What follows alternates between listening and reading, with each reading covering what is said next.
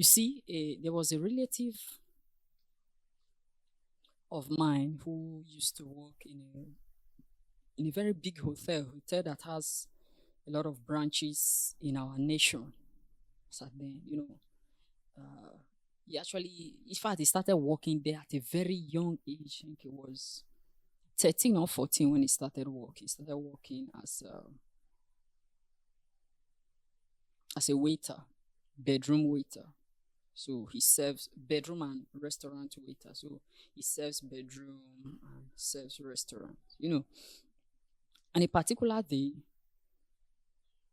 he's closed from what they call evening shift, and he has gone home. Then two ladies, I think, no, not two ladies, but three ladies that were lodged in their hotel. They went to the reception. This relative of mine has left. They went to the reception and they complained that that this relative of mine was attempting to rape them. And yeah, it was a very strong allegation. Our the receptionist, seeing the nature of what was said, triggered, escalated the issue to to the to the supervisor, and supervisor, called, met with the receptionist, and also, instantly related the issue to the manager. Then the manager came and, they were shouting and all sorts of stuff. Then, they now went to, okay, then when all of these people came, they now asked the question that how did all of this came about? Then they said that, when this particular guy came to serve them in the room, then he now called one of them to the corner and told her that, how do you see? Let's just go get one particular room. Let's just run it sharp. When she said it, it sounded somehow to everyone who were listening to her, everyone who were staffs of the hotel that were listening to her, or that were listening to them rather. You know what they told him.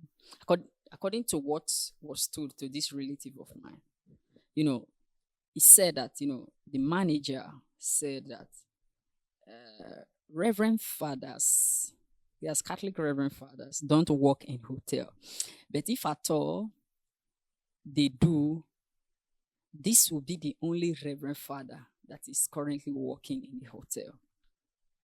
Then they went to check the record. That's the hotel manager went to check their record. And, they even discovered that it was not this relative of mine who actually served these particular ladies. That, that they were even accusing that, he attempted to rape them. So every one of the staff of the hotel that were on duty at that particular time defended this relative of mine. Why? Because he has a good image. He has and had a good image because he's still having it at the moment. I want to ask you, if some certain event, some certain scenario happens where you work, where you do your business, or where you do whatever at the moment, what will be the reputation? Will people be able to defend you? Will people be able to say, I'm not sure that person can't do such a thing? You understand? So let's continue with the story. Then when my brother got to work the next day, he was still on evening duty. Their evening duty starts by 4 and they close by 10, 11 p.m. Then, do you know that this particular issue, none of the staff members actually including the manager of the hotel, actually called him to ask him what happened between him and the ladies.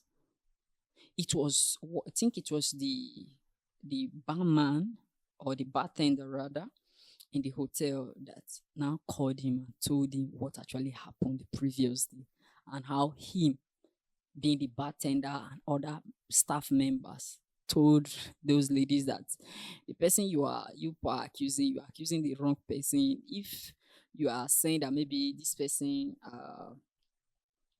maybe you are saying that maybe he brought order to your room and maybe he knocked and no one opened and he returned the order, then yes, we can actually what accept such. Say, but this particular claim that you are making is not what it's not true. It's a false claim, and that was how the issue died. None of them, apart from that particular bartender, called this relative of mine to ask him what actually happened. That was how this issue died. And mind you, this is a very big hotel that has a national reputation. I won't call the name of the hotel because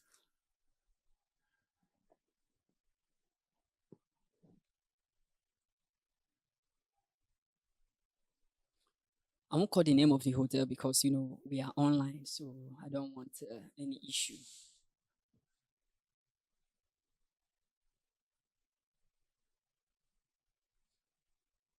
I don't want any issue. You understand? So that was how the issue actually what died down. That even him, nobody actually asked him. No, so I'm asking you today, do you have a reputation? Do you have an image? Are you protecting it? Are you taking deliberate discipline, deliberate boundaries to actually want to keep such a reputation, such image that you have? If you are not, have one today and start creating boundaries, start creating discipline that will actually what make you to keep such particular image. I listened to a preacher recently and he was saying that if you are a lady and you send him a voice note on WhatsApp, that he will never listen to the voice note. That even if it's 1,000 voice note, he will never listen to it. That's his own resolve.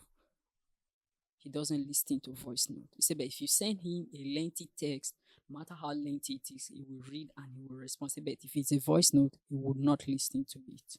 You understand? Why? Because he discovered that that there is a loophole here, and the only way to be able to block the loophole is by taking this discipline. So look at every aspect of your life and